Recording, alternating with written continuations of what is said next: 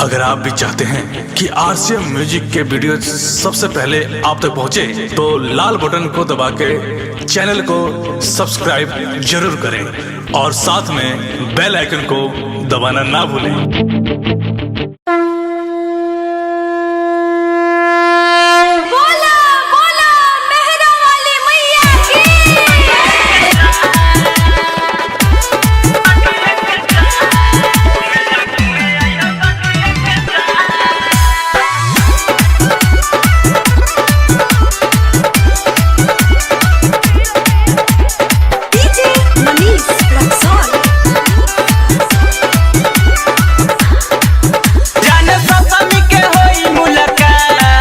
मेला घूमे आयो सखियन के साथ, जाने सतमी के होई मुलाकात। मेला घूमे आयो सखियन के साथ, जवन कहतानी मान मोरे बात। दुनु मिल के घूमब सारी रात, धके हाथवा में रख तोहर हाथ। मेला घूमे आयो सखियन के साथ, जाने सतमी के होई मुलाकात। मेला घूमे आयो सखियन के साथ।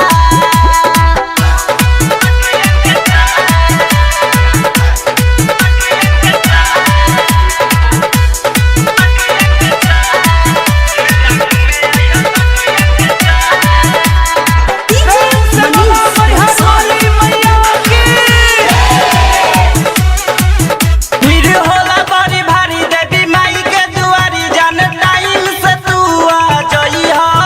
जानी करी तू देर, जाने आई सवेरे, एहे बात के जानी तू भूलइहा। भीड़ होला बड़ी भारी देवी माई के दुआरी, जाने टाइम से तू आ जइहा। जानी करी तू देर, जाने आई सवेरे, एहे बात के जानी तू भूलइहा। तू ही हऊ मोर पहिला हो प्यार, दिल तोहरे पबा बेकरार। तनी समझ हमार जज्बात, मेला घूमे आया सखियन के साथ, जाने सतमी के होई मुलाकात। मेला घूमे आया सखियन के साथ।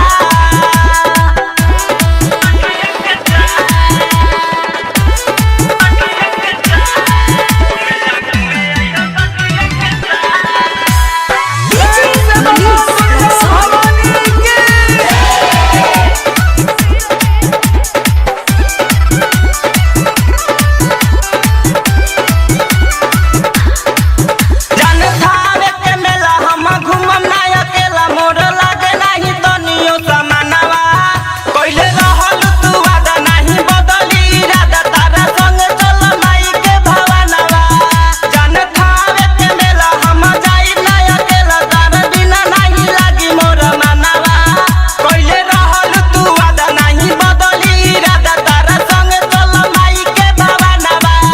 कहे राइटर कुमार सरवर, जेपी ज्वाला के बारू तू जीवन, बस एतने तू दे सौगात। मेला घूमे आया सखियन के साथ, जाने सतमी के होई मुलाकात। घूमे आया मेला सखियन के साथ, जवन कहतानी मान मोरे बात। दुनु मिल के घूमब सारी रात, धके हाथवा में रख तोहर हाथ। मेला घूमे आया सखियन के साथ, जाने सतमी के होई मुलाकात। मेला घूमे आया सखियन के साथ।